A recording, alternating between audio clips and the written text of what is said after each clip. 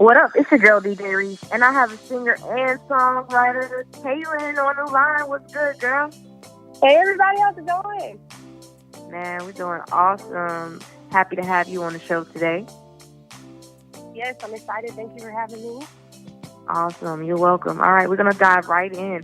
So, is your stage name Cailin as well as your government? Or, like, how is that? Because I was kind of confused when I saw a Facebook post. So, just want to fix that before we go on to the interview.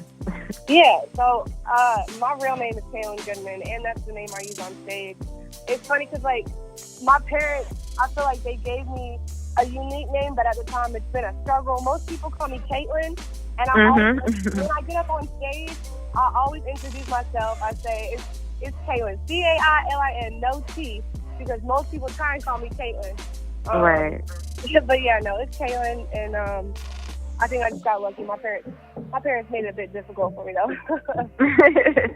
I understand. Now, you're 21 years old, correct? Yeah. Mm-hmm. And you already got your bachelor's degree. How old were you when you started college? And how did you I was 18. So soon? Oh, wow. Yeah. Okay. Yeah, I was 18. I graduated high school in 2014, so that's when I went to UNCW in the fall of 2014. And basically, how I finished so early is because I started to get in a lot of trouble my freshman year, and that actually led to me having to take summer classes because I was on like disciplinary probation, and I was struggling in the beginning, but I took summer classes. And then I realized I really liked taking them in the summer. So every year after that, I just continued to take summer classes and get ahead. And that's how I ended up graduating in 3 years. Okay, cool. Guess there's a little life lessons learned there as well. Oh, yeah. What was your major? Criminal justice. It sounds really random compared to, obviously, what I want to do with my life. Right. But I kind of took it as like I needed to pick something that I was actually interested in, but something that would be practical, that there's a lot of jobs in as well. I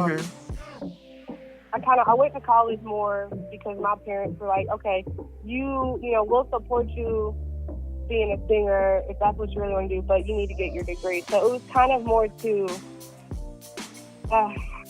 satisfy them. I don't want to say that like it was all for them, because of course, I love the fact that I have a degree, but it's definitely kind of a mitigating factor, me going to college. Okay. Now, your influences include Beyonce, K. Michelle, Rihanna, and, R&B, in a lot of people's opinions, reached its pinnacle in the 90s. Are you a 90s R&B fan by chance? Now, while I know 90s was the peak of R&B and there's so much great music that came out of there, I was born in 96. So I started getting to listen to what I wanted to listen to in the late 2000s. And by that time, what was popular was Beyonce. She was all on her own. Rihanna, she was doing her thing. So it was more like what came out of the 90s, like Beyonce on her own and Rihanna and stuff like that. So I'm more of the single artist fans. I know there was a lot of groups in the 90s, but I mean, I love all the classics. Say my name. I love all of the classics. Okay. But, yeah, I am a 90s baby, but not really, because I was only 4 when it hit 2000. I got you. Now, as a child, was it your dream to become a professional singer, or did you have other dreams and goals? No, I mean, I always loved to sing. Like, I have so many home videos of me just running around the house, singing, putting on these little performances with my siblings. And I always did talent competitions and musical theater and all that. But I never really realized that it could be something that I could actually pursue, like, seriously, until I got a bit older. When I was getting ready to go to college, I realized, I was like, dang, I can actually do this. I'm kind of an adult now. I can make my own decisions. This is what I want to do. So that's when I started really pursuing it, was when I started going to college. Okay. Now, what was the hardest talent competition you've done so far? Because I was reading in your bio that you've done plenty of talent shows and stuff like that. Yeah, I think the hardest, I tried out for The Voice just for fun. I just wanted to see what the experience was like, and that was probably 3 years ago now.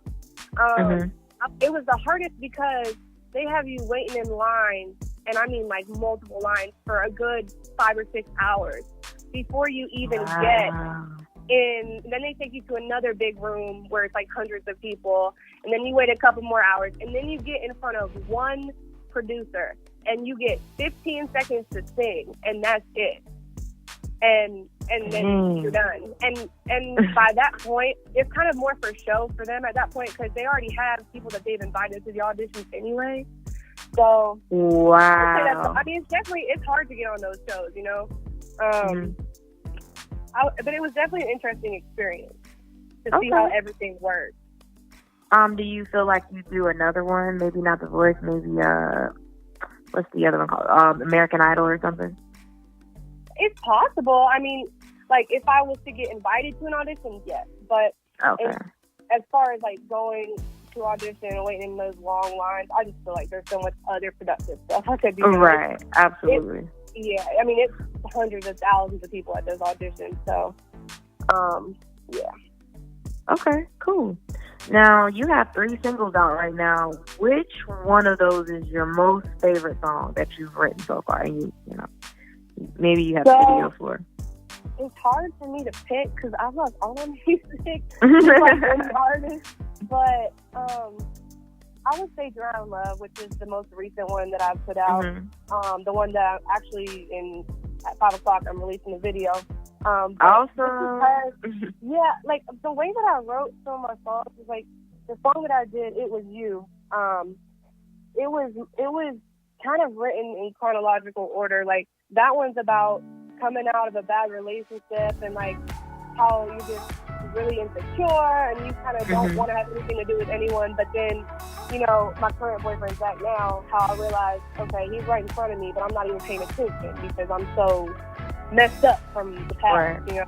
But then my "Drown in Love" single, that one's about realizing like falling in love and it actually feeling right, you know. So I think that's my favorite because it's the most like positive and the most the one that I can really get into the most. Okay. Will you be releasing an album or an EP soon? Not an album or an EP. I actually just signed a single deal with Do It Big Entertainment, Edwin Mitchell from Raleigh. And congratulations. Thank you. I'm happy for you. I'm have to go into that right now. So that's definitely, I mean, I'll be having a single out. As soon as we can get it out, it'll be there. But no albums or EPs in my future right now. Okay, cool. And my next question was going to be, do you plan on getting signed, or are you going to Drake your way or Nicki your way to the top? I always say, like, if the right deal was to come along, yes. You know, signing to a label is something that sounds really intimidating, just especially for independent artists, just because, you know, we think that they're going to take everything from us, which a lot of times they do. So that's why I say, like, if the right deal comes along, yes. If it's going to, you know, be very beneficial for me. Because at this point, I need more exposure than money. So that's really what I'm worried about.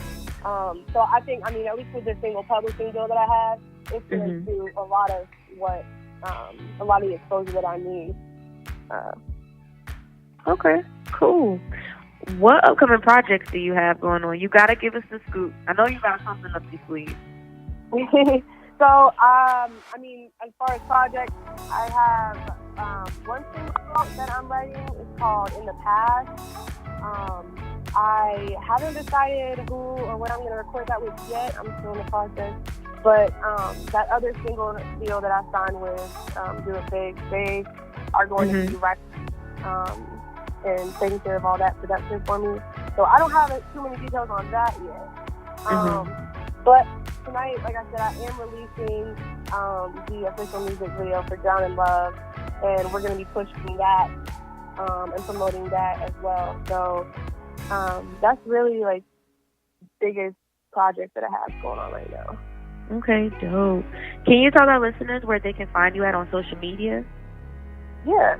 So at Cailin Goodman, Cailin Goodman, just how it sounds.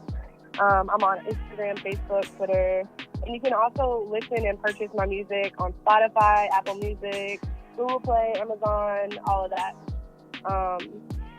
So yeah, go find me, go follow me, hit me up, I'll follow you back, all the good stuff.